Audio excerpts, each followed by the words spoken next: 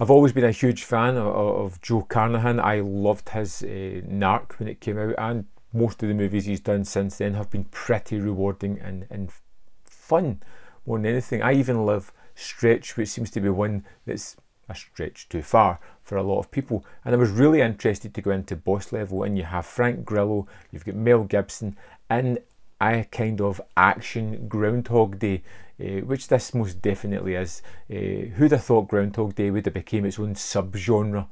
But here we are, and we've got the next kind of movie in that. We're introduced to our character of Ro, who is an ex-military character who wakes up one day to discover that assassins are after him and they will stop at nothing to kill him.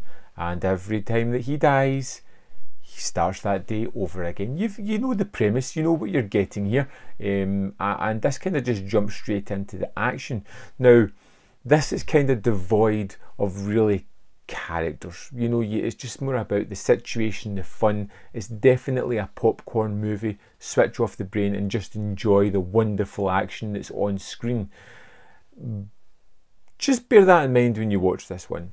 I had a blast with this movie, and because it's got great characters like Grillo, like Gibson, Naomi Watts shows up for a period of time as well, explaining why this kind of time loop is happening.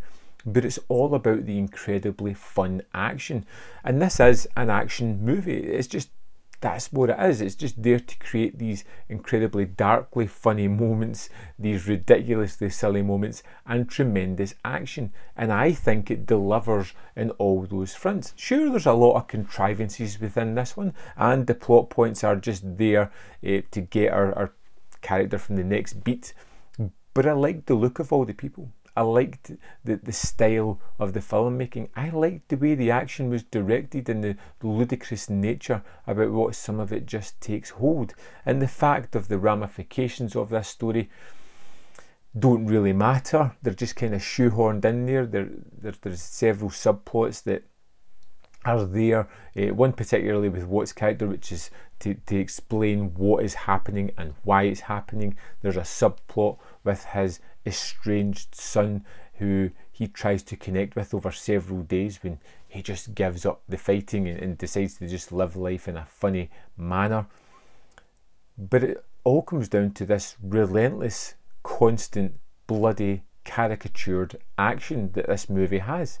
It just does not stop. It relives the same moments and gives us fresh action equivalents. We get to see our main character fail multiple times before he eventually gets it right. You know, it's not just a case of try a couple of times and then figure things out.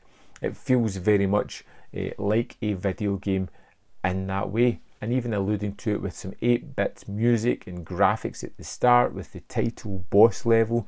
It's all alluding to the old video games that you played where you have to find out the system to beat the game and get to the boss level and move on from there. I loved this movie. I thought it was incredibly fun. It was exactly what I needed. I had a lot of things going on, was a little bit stressed. Put this on. It distracted me from everything. I was able to switch off my brain, just watch the crazy action, watch Mel Gibson chew the scenery, which he does so well in this. I just think this is great. A 1-2 punch with this and Fat Man was wonderful for Gibson, and I enjoyed it.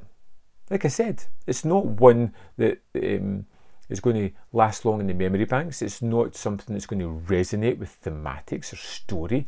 It's just a fun action movie, and it delivers on that front. I would love to know your thoughts on Boss Level, because it seems to be a really divisive movie.